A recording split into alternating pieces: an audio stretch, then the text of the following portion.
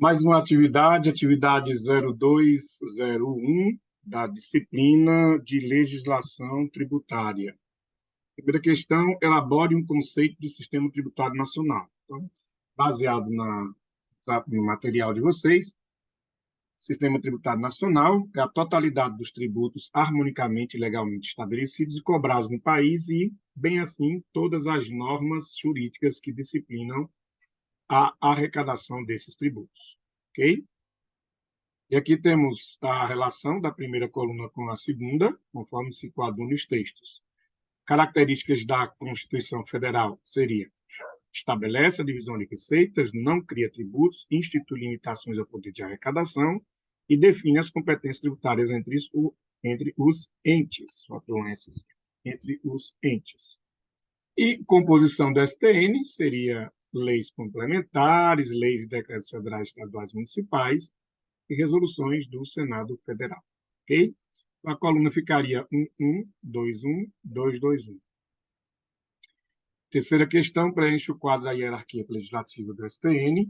E aí, conforme a cadeia de comando, nós temos no topo a Constituição Federal, seguido do Código Tributário Nacional, seguido das leis, e na última base nós temos os decretos e normas complementares. Na questão hierárquica, a gente aprendeu que as de baixo estão subordinadas às de cima, né? Às superiores. Quarta questão, fale sobre os princípios constitucionais tributários e sua relação com as normas jurídicas. Nós temos aqui os princípios constitucionais tributários, compõem a delimitação do poder tributário conferido aos entes públicos, prevalecendo sobre todas as normas jurídicas, as quais têm a validade apenas quando os princípios constitucionais são obedecidos. Okay?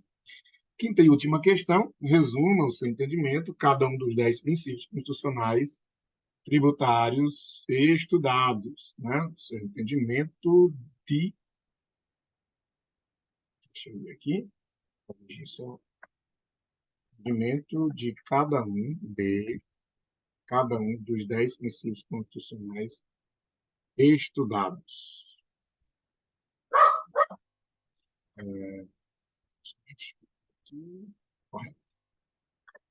Vamos, então, aos 10 princípios, né? Primeiro princípio da legalidade, é vedado cobrar ou aumentar tributos sem lei que o estabeleça, ou seja, o imposto será devido apenas quanto da existência de uma lei que determine sua cobrança ou majoração. O segundo princípio é o princípio da isonomia tributária. O que diz o princípio? É vedado aplicar tratamento desigual entre contribuintes que se encontram em situação equivalente, ou seja, verifica-se a premissa de que todos são iguais perante a lei. Terceiro princípio, princípio da imunidade da irretroatividade tributária. É vedado exigir tributos em relação a fatos geradores ocorridos antes do início da vigência da lei que os houver instituído ou aumentado. Assim, os fatos geradores serão tributados após a vigência da lei da incidência do imposto. Quarto princípio da anterioridade da lei. Lembre-se que é de forma resumida, né? Então, você vai colocar apenas a premissa de cada princípio.